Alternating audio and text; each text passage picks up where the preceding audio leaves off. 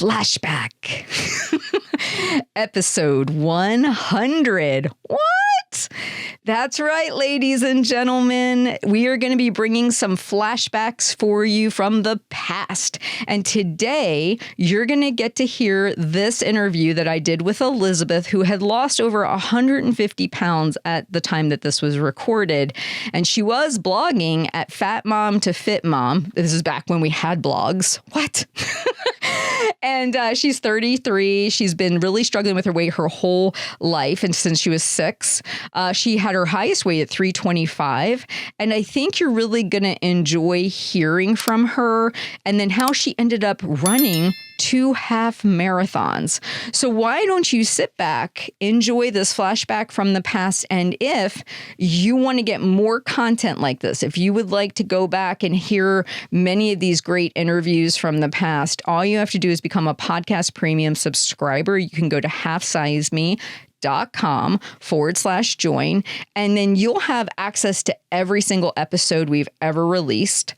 You will have access to the Carolina coaching series, the Sarah coaching series, the now going on Jackie coaching series, plus Heather Weighs In episodes, plus other bonus content. Plus you get a show every single week.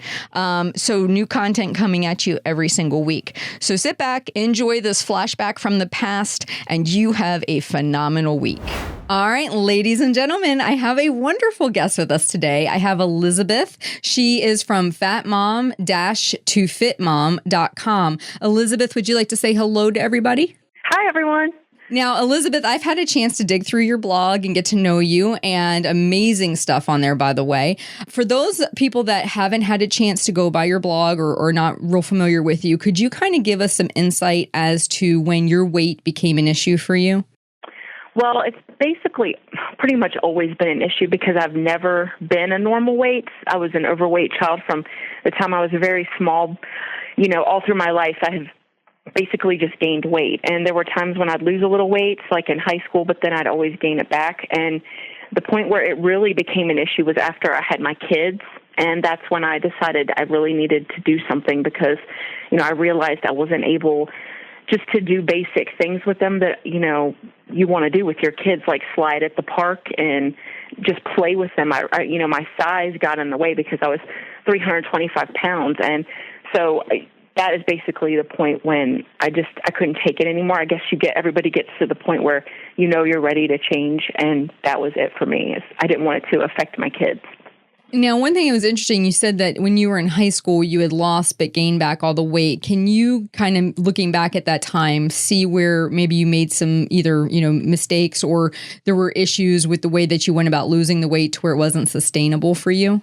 Yes, there were a lot of issues. I did the whole, like, I'm going to starve myself thing, thinking, okay, I can't eat. I'm just going to eat, like, a piece of toast for breakfast and, you know, something really small for lunch and just a little snack. And sometimes I would barely eat all day, and then I would be starving at dinner. And it was just not, you know, a balanced way of eating and being healthy. And I think I was able to do that for a while, and then I'd drop some weight quickly, and then I would get just sick of it and then just want to eat everything in sight, which I think a lot of people do that.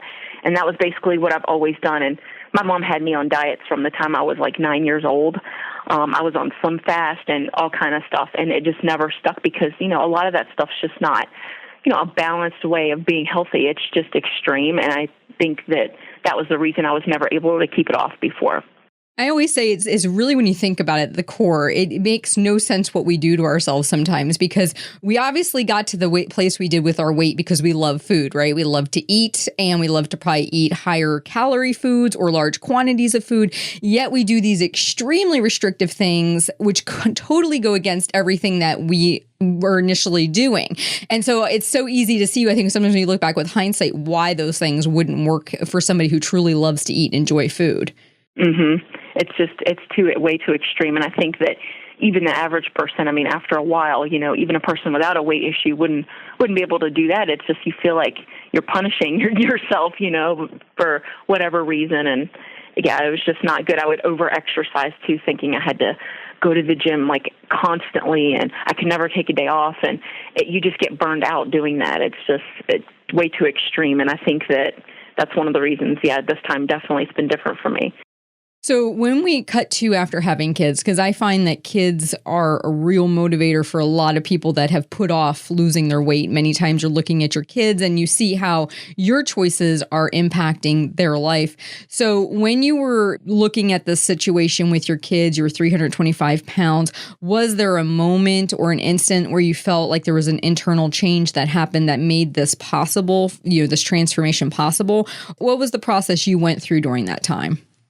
Well, one day we actually took our kids to a park and we met some other family members there, and we were going to fly kites, and, it's supposed to be this really fun day, and I did have fun and everything, but I got home and saw pictures that were taken of myself, and, I realized suddenly how big I was, and it's like I always knew, that I was overweight and bigger than everyone else that I knew pretty much, but I never really saw it because I wouldn't allow people to take pictures of me because I was embarrassed, I guess, of my size. But then when I saw a full body shot, I just realized that, how big I was and how I had to do something. And I couldn't, I just couldn't be normal with my kids just because of this. And I just had to, change. And I didn't know what to do, but I knew I had to do something. And, before I just never had, the confidence to even start because I tried and failed so many times. So that's why I put it off. But definitely just after my kids, there was one time I think at the park when my son, who was, he was about 4, he asked me to go up a slide with him and come down, and I couldn't because I was too big to fit. I couldn't go up the ladder. I couldn't fit through the opening, and I tried to go down one of the other slides and got stuck was too wide to fit down, and I just realized, this is not normal. I should be able to play with my kids and ride bikes with my kids, and I can't do any of that. So that was basically, the changing moment for me when I felt like I could do this for my kids and for myself to better my life, and I would figure it out no matter what I had to do. Those are all valid reasons. And that many times is, I think, sometimes the nail in the proverbial coffin when you're faced with those situations. You really are motivated. You want to do these things with your kids. You want to be involved in their life and have the pictures and the memories. And when you see that you're kind of eliminating yourself from all that because you can't do the slide, you can't do the activities, I think that feeling like you're going to be removed from that situation can be the motivating factor for many people. Yeah, it definitely was. Definitely. I knew that, if I let this go on and I didn't do anything about it, one day I would look back and I would just regret my entire, life and their childhood. And just the thought of that killed me. I mean, I would go to bed crying over it, and I just couldn't live with it myself like that anymore. That is exactly what I say to people. There is something that causes you more mental pain and turmoil than losing the weight. Like for you, you said you went to bed crying. I was with you. I totally felt the exact same way. Like I could not miss out on this wonderful opportunity with my kids because of the weight. And there's something for everybody that is that powerful of a motivator, but you have to find it for yourself. So once you found this motivation for yourself, you just were like at that point where something's got to change. I've got to do something. What were the steps you took? Because you've mentioned several times you really didn't know what to do, and you've already had these previous failed attempts where you didn't get to where you wanted to be or weren't able to sustain what you had done.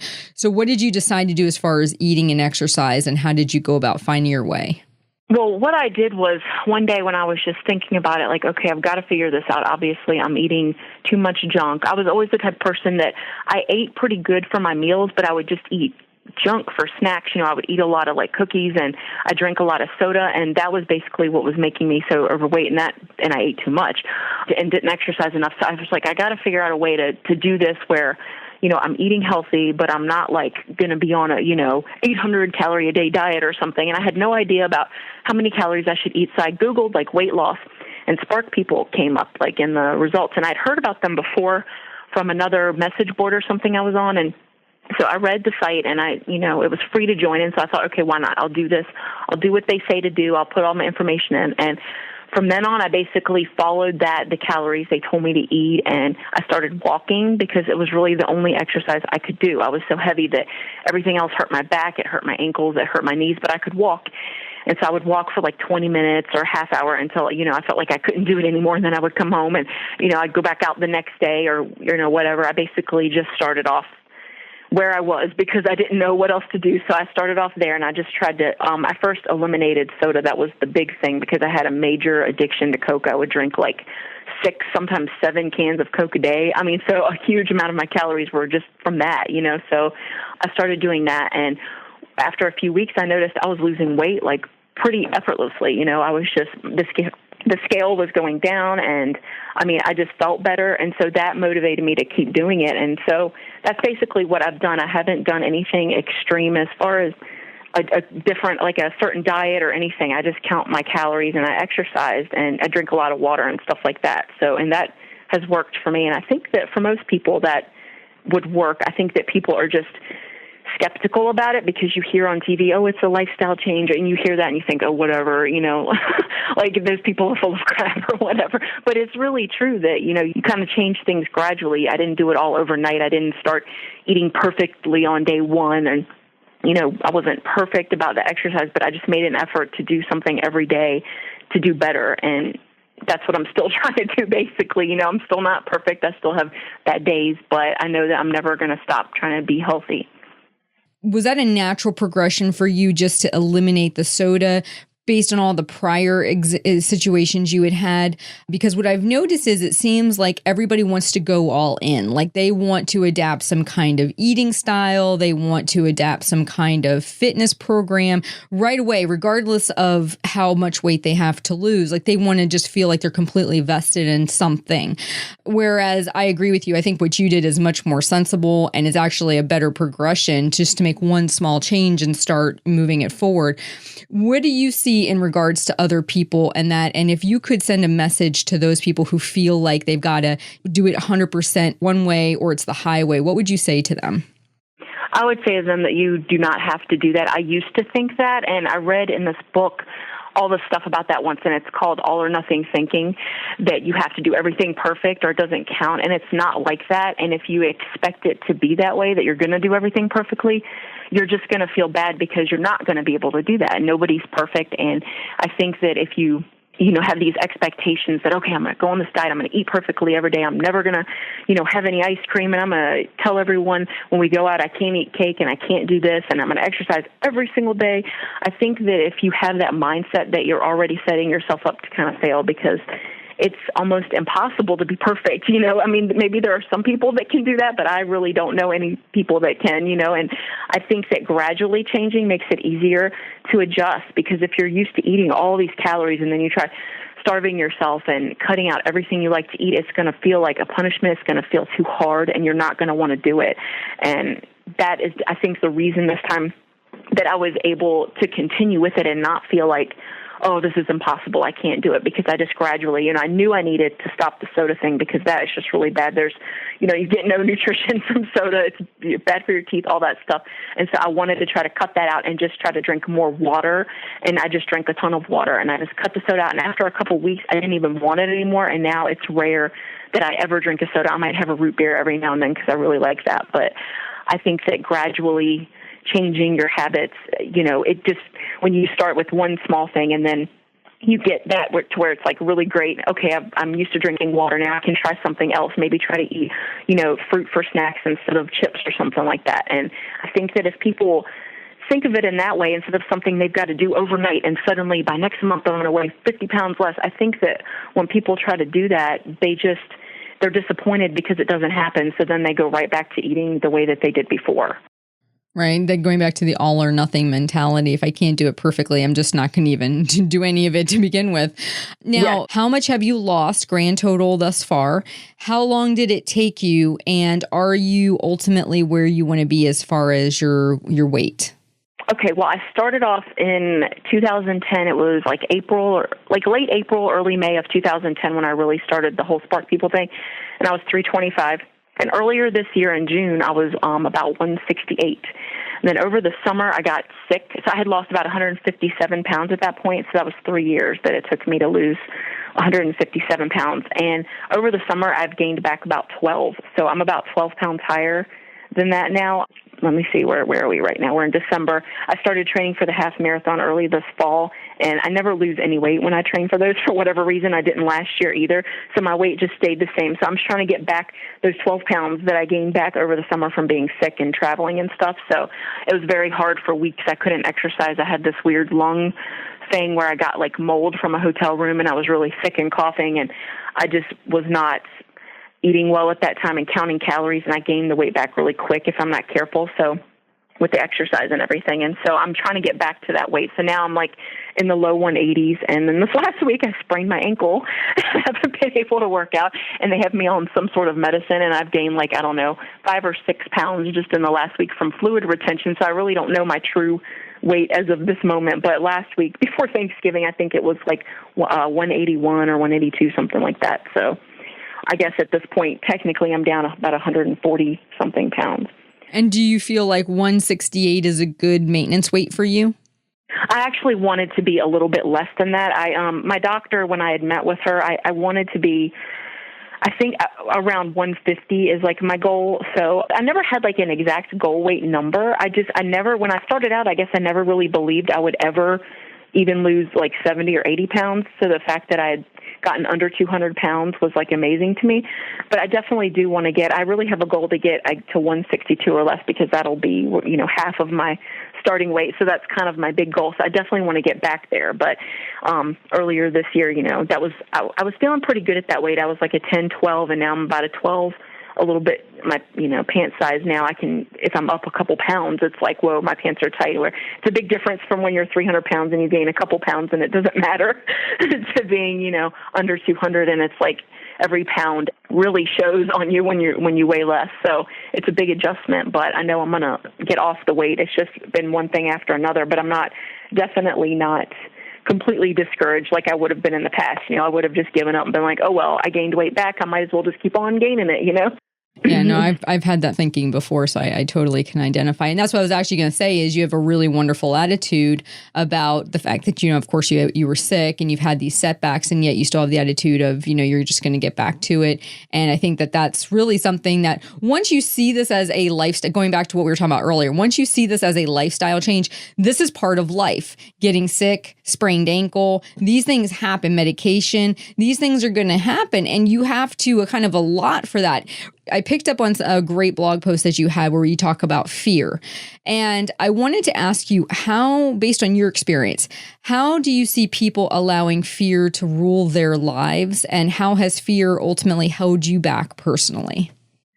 Well, I think fear can be one of those things that can really hold you back, and sometimes it can motivate you as well. And I used to be afraid to even try because I didn't want to fail. And I finally realized that it's okay to fail and make mistakes, because that's where you learn and that's where you grow. And, I used to think that everyone's going to judge me. If I try to lose weight and I can't, or if I try to do something and I can't do it well, or I used to even be nervous to post my blog post because I thought oh, people are going to, judge me if I, do anything that's not thought of as the exact right thing to do, So I think so many people are just afraid of changing and how to change and how to start changing that they just don't even know where to begin. And so I think that if I had to tell people, just to say something to them, I would say just don't be afraid to change, and don't be afraid to try, because yes, you might make mistakes and you might slip up, but that doesn't mean you can't do it. You don't have to be afraid.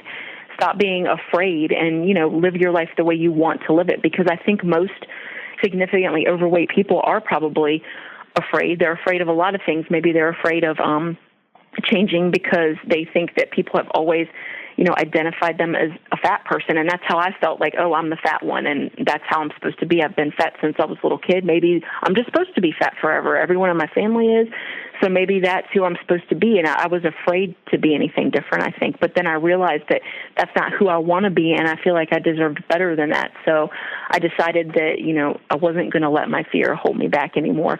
No matter how afraid that I was still going to try, and I was still going to do my best. Even there were days that I felt oh, I totally blew this, or, I didn't, I ate too much at dinner or something like that. And before that would have just been the whole thing that just made me give up. But now I'm not afraid to make mistakes, and I'm not afraid to try things. It's just really changed my whole perspective, just taking the chance to do something and feeling the fear of doing it, but doing it anyway. I think that's like a quote from, I don't know, Biggest Loser or one of those, one of those weight loss shows. Like somewhere I heard that, but you feel the fear, you do it anyway. And that's kind of what I do now. There were so many things I would never have done before I lost weight. And now I'm pretty much, I'll do anything. I can be very shy.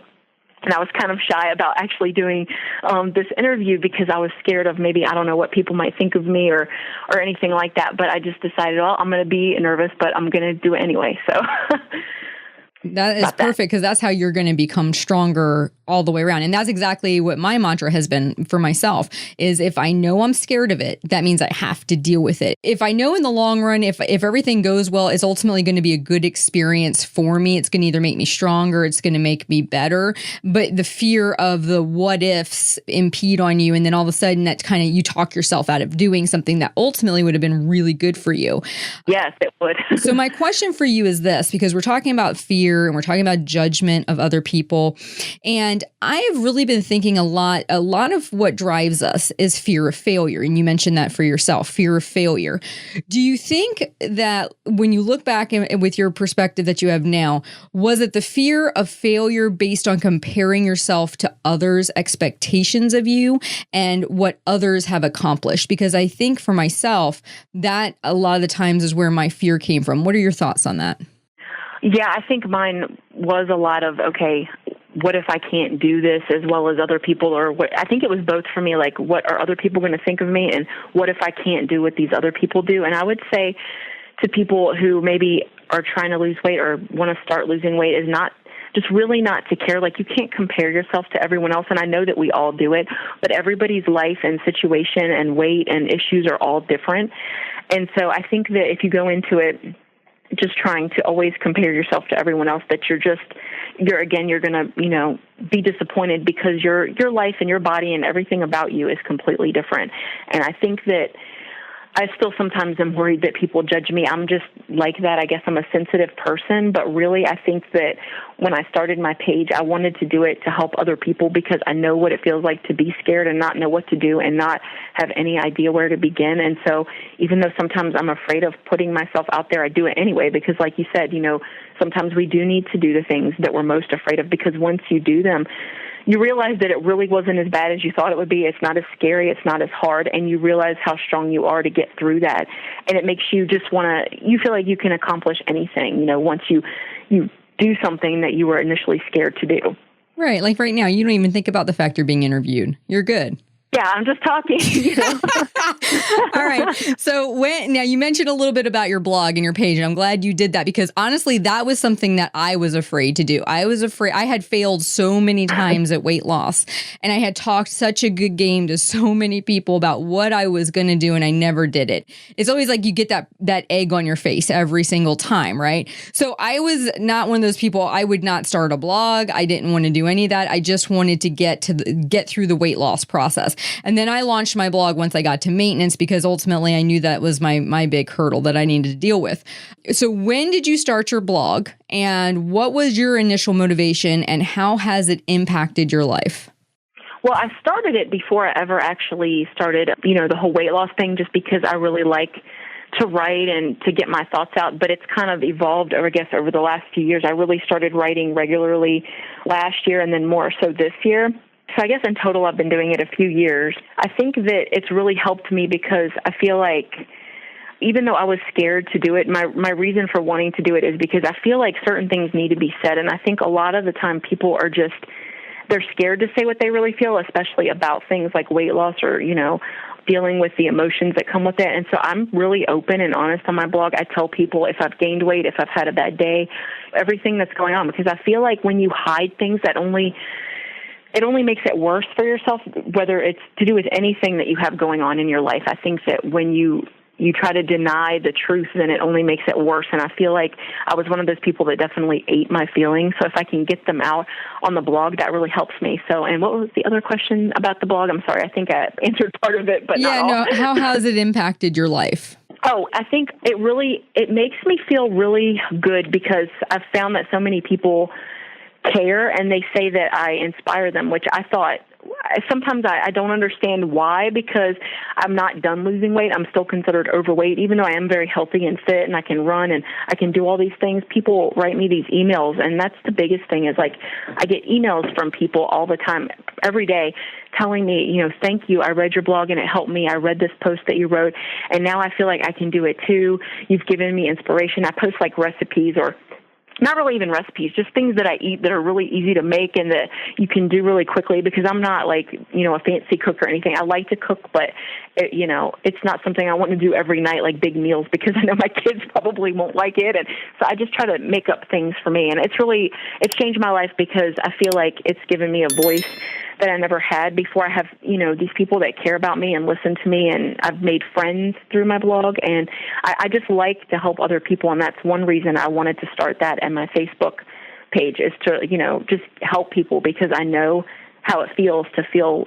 like nobody understands, like no one's going to help you, and you feel lost. So it's changed my life in that way, that I feel really connected to people. And I feel like it helps me stay on track and accountable too, because I don't like to not blog for, more than a couple of days, because people start emailing me, what's wrong? Is something wrong? Like you haven't posted anything, or you haven't done this. And sometimes I'm just busy, or I just don't know what to write, but I just feel really good that people care. So that's the biggest thing about it. I just enjoy doing it also. I just like to write. So. Well, one thing you said that set up a little red flag for me. It's interesting. You said, you get these emails from people and they tell you how you inspired them. And you said you really don't understand because you're not at your goal weight. But what's interesting about that is they're judging you. They're judging your experience, but it's a positive judgment. That's a positive judgment, a positive reflection on what you've done. And you don't see that because you're not standing in their shoes, because they're probably at the beginning of their journey. And that's a funny thing how judgment works. If I'm lifting weights at the gym and I'm deadlifting 150 pounds, to the girl who's been doing it for 10 years and deadlifts 250, my weight is nothing, right? But to the girl who's got the Barbie weights, the pink ones, for her, she'd be like, oh my God, So no matter where you are in your journey, you're somewhere between the two. You're either ahead of the girl with the Barbie weights, or you're behind the girl who's been doing it for 10 years. But for somebody, you are a huge inspiration, because, and really you are anyway, because even if you never hit your goal weight, the story that you have, what you've done, is amazing. But it's funny how we perceive ourselves that way. And it's funny how we can take negative judgment and internalize it and focus on it. But when we get positive judgment, we don't understand why we get it. I know that positive feedback. I think I'm like that because I'm just naturally like, I think part of the reason I allowed myself to gain so much weight is because I've always had low self-esteem. And so now when people even say nice things to me, sometimes I'm like, oh, they don't really mean it. They're just trying to be nice. And I've gotten better about it. I used to be much worse. I think partly is just because I've struggled so much the last few months with being sick. And it's like, I'll have a great week and then something happens and I'm sick again. I don't know what it is this year with the colds and just being sick a lot. I went a whole year and never got sick. And this year it's like every month there's something going on. But I don't know. I guess sometimes it's hard to believe all the stuff that I've done, and I just feel like, how did I do that? I'm just a normal person, and I did it. And so when people say that to me, it makes me, I guess sometimes I feel a little bit embarrassed. I don't know, like, I feel really, like, awesome that they say that, and it makes me feel really good. But sometimes, I guess, you see these things online, like, that go around with the little pictures of these women that have perfect bodies, and it says, you can look like this too, you just have to work hard. And it's like, well, I have worked really hard and I eat really healthy and I can exercise and lift a lot of weight and run for miles and miles, but my body doesn't look like that, but I'm still a fit person. And, you see those things and it kind of makes you feel deflated a little bit, like, okay, well, I don't know. I guess I feel judged by people that are the ones that are really thin and fit and have the perfect muscly bodies and stuff like that. I guess I do feel like they judge me like, because I've had people do that when they find out that I run and I can run like a 10-minute mile, but they look at me, I guess, because I'm still not very thin. I'm short and I'm kind of stocky and, I'm never going to be very tiny anyway, but I think they look at me sometimes and they're like, okay, she can run, but then I do it and they're amazed. I mean, people at the gym, like their jaws drop next to me on the treadmill and I feel really embarrassed because they stare at me and they're like, how do you run that long on the treadmill and not stop? And I'm like, it's just practice. I guess I do need to be more accepting of compliments. Sometimes I do it's like a self-esteem thing and I'm still working on that. It's still a work in progress. And if I could find the person, and I'm not a violent person, but if I could find the person who started these gym inspiration photo / inspiring quotes and just give them a good what for, I would love that, because honestly, I go to the gym routinely and I do not see these women that look like this. They do not exist. Me either. I find it, I agree with you. It is disheartening because I've had 3 kids. I've had a C-section. I've had a hernia operation. I consider myself to be in really good shape, having come from where I come from, and I will never look like that. But you know what? They don't look like that either. Those girls have been dehydrated. They've been airbrushed. They've been tan. They've been glazed over in gloss and everything else, and they've been positioned in such ways. But it's so misleading to us women because we see it and we think, oh, they must really look like that, but they don't look like that. And it's so stressful and it's so upsetting because like you said, you're working so hard. And be proud of your strength. Be proud of your speed. Be proud of what you've accomplished, because there are so many people listening to this right now that would love to be in your shoes, would love to be that 140 pounds down and be doing what you're doing. Be proud of yourself. You deserve every compliment you get, and it is coming from a genuine place. It's just one of those, sometimes when you're in that negative headspace with yourself, it can be hard to accept it, like you said. And I think that that's one of those things. It's unfortunate that the media portrays women that way, because I don't think that's realistic at all. Yeah, I don't either. Some of these women, I know that that's their job, they're fitness models, whatever, but an average person can't exercise for hours a day. Hey, hearing from Elizabeth was pretty awesome. If you would like to continue her story and hear how it ended, all you have to do is become a podcast premium subscriber, and you can finish episode 100 at your leisure. Go to halfsizeme.com/join and sign up there. You have a great day, and I'll talk to you soon. Thank you for listening. Be sure to visit halfsizeme.com. Check back often for your daily dose of inspiration, because you are worth it. The information you hear on this podcast is for informational purposes only. The host is not a medical professional. You should always consult with your doctor, nurse, or other certified health professional before beginning any diet or fitness program.